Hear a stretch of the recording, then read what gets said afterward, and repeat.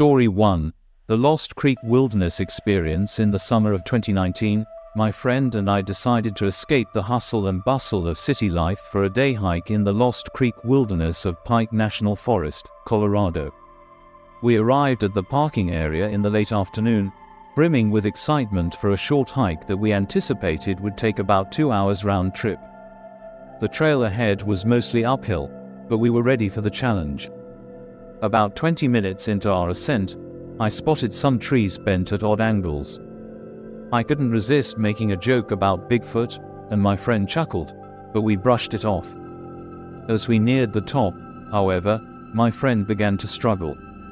She wasn't in the best shape and soon felt winded, prompting us to take a much-needed water break. Surrounded by the gentle sounds of chirping birds and a calm breeze, everything seemed perfectly normal. After about 10 minutes, impatience crept in as my friend still hadn't fully recovered. She urged me to continue on to the overlook, promising she would wait for me in the exact spot on the trail. With the final stretch only 5 to 10 minutes away according to my GPS, I agreed to take a quick jaunt, assuring her I'd return soon. Hiking alone, I was captivated by some fascinating rock outcroppings and stopped to take a few pictures. However, as I snapped photos, an unsettling silence enveloped the woods. The cheerful sounds of nature faded, replaced by an eerie stillness that made my skin crawl. The rocks that had intrigued me moments ago now seemed like possible hiding spots for something lurking just out of sight. I hurried through my photos and decided against continuing to the overlook. As I turned back, the unsettling quiet followed me. I looked around, trying to shake the feeling of being watched, but everything appeared normal. Minutes later, I heard my friend's distant voice calling my name. Rushing towards her, I could see her face was pale and her voice trembled. She explained that just moments after I left, the woods had gone silent too. She began to notice movement in the trees and heard a strange clicking sound, like someone clicking their tongue, coming from the direction of the swaying branches.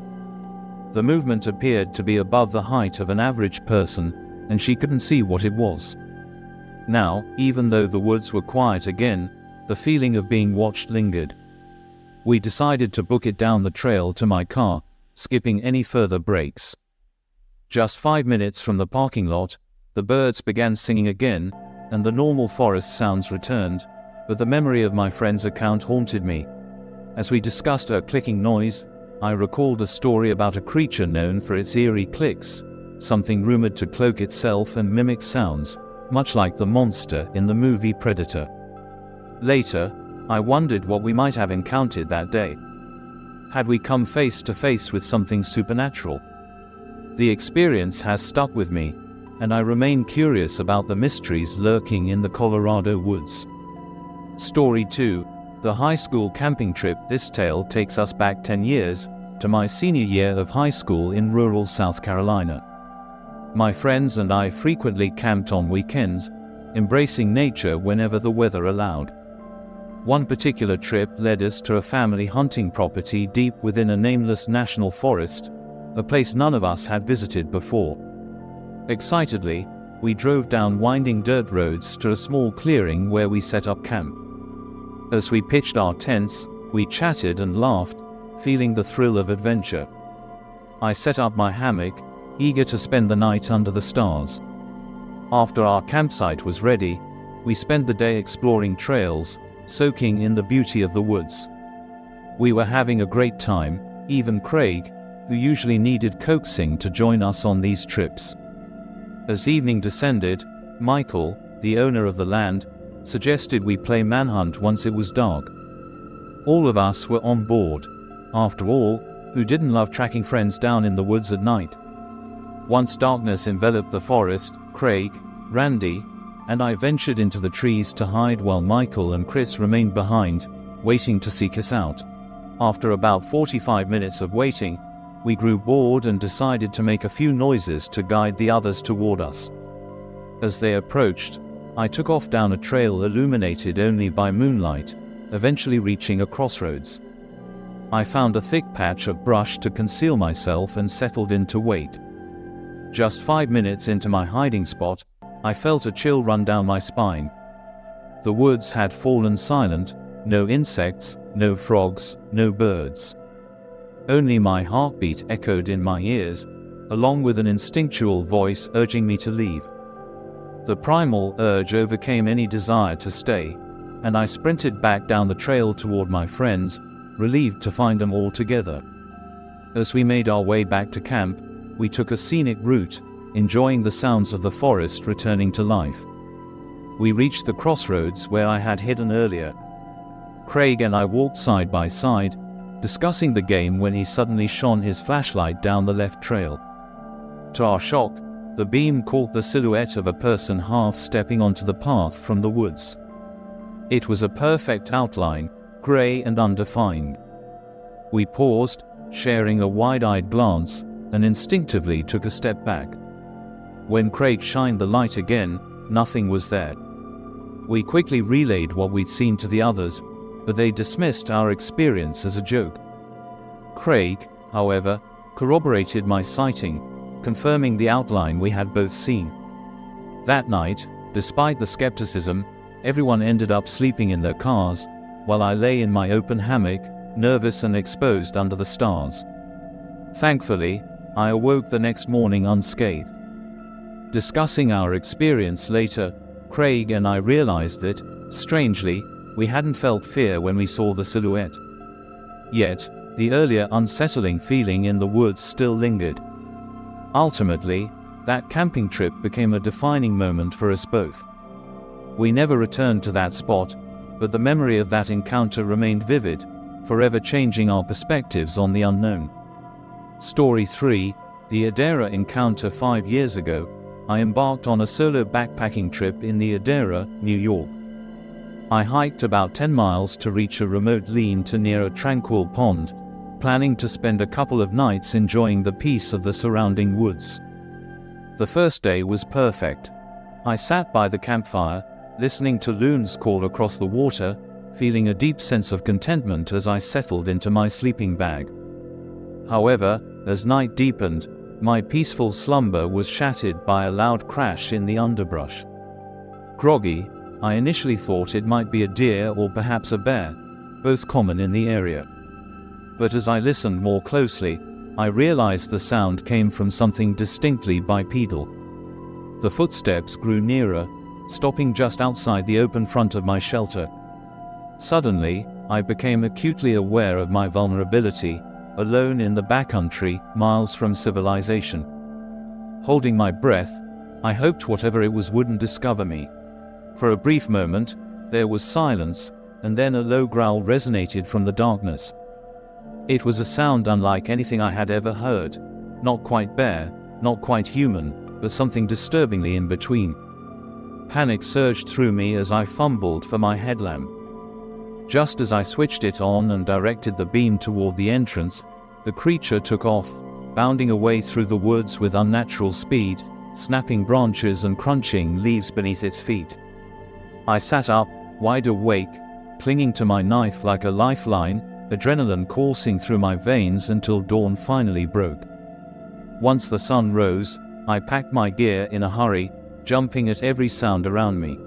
I felt as though I was being followed, a sense of dread clinging to me. When I reached the nearest ranger station, I reported what I had heard, asking if there were any other unusual sightings in the area. To my surprise, a ranger seemed unfazed by my story. He pulled out a logbook filled with entries describing encounters with a mysterious creature that lurked in the very hollow where I had been camping. Reports detailed eerie howls, foul stenches, oversized tracks, and an unshakable feeling of being stalked by something unnatural. The ranger warned me not to discuss it too much in town, as it often attracted thrill-seeking monster hunters. He confided that after 30 years on the job, he had seen and heard enough to convince him that something real, possibly dangerous, was roaming the deep woods of the Adara. He had even given it the name the Howler, and urged me to stay away from its territory, especially alone or at night. I took his advice to heart and never returned to that area again. Though I like to think of myself as rational, I know what I heard that night, and I'm certain I'm not alone in this experience. The fear of the unknown looms large whenever I venture into the wilderness, reminding me of that chilling night. I still love to hike and backpack, but I'll never forget the feeling of something lurking just beyond the trees. Story 4. The camping trip at Letchworth State Park. During my 7th grade year in Boy Scouts, we went on a camping trip to Letchworth State Park with friends and family. We set up camp, and I chose a spot on a small slope, pushed back against the trees and far from the main group. My brother pitched his tent nearby, but I felt the urge for some solitude, eager to enjoy the peace of the woods. That night, after dinner, we gathered around the campfire, sharing stories and roasting marshmallows. The atmosphere was festive, but as dusk settled in, the conversation turned to local legends, particularly the Wendigo. My friends and I were filled with excitement and dread as we swapped stories about this creature, a malevolent spirit said to haunt these woods. Each tale heightened our imaginations, planting seeds of fear as we cast nervous glances into the surrounding darkness. Later, I crawled into my sleeping bag, feeling both exhilarated and uneasy. After some time, I woke up needing to use the restroom. Stepping out of my tent, I was immediately struck by a strange light glowing in the field beyond our campsite. I rubbed my eyes, questioning whether I was dreaming, but the light remained. It pulsed softly, beckoning yet ominous. I felt an irrational urge to investigate, but instead decided to ignore it and return to my sleeping bag, trying to shake off the unsettling feeling. When I awoke hours later, I noticed the light had vanished. But that wasn't the worst of it. My mind filled with anxiety as I realized the faint outline of something looming just beyond the tree line. It would have stood 8 to 10 feet tall, too tall to be human. When dawn finally broke, I hurriedly shared my experience with my brother and his friends. They dismissed it as a figment of my imagination or a trick of the light, but I wasn't so sure. That day, we all returned to our tents, feeling uneasy and on edge. Despite the laughter and camaraderie, that night I made the decision to sleep with my brother and his friends, seeking comfort in their presence. The memories of the glowing light lingered in my mind, and I couldn't shake the feeling that something was out there, watching us. Thankfully, the light never returned, but the experience made me think about the mysteries and the unexplained that lie hidden in the depths of the forest. This camping trip became one of those stories we all recounted later, but it marked a turning point in how I viewed the wilderness.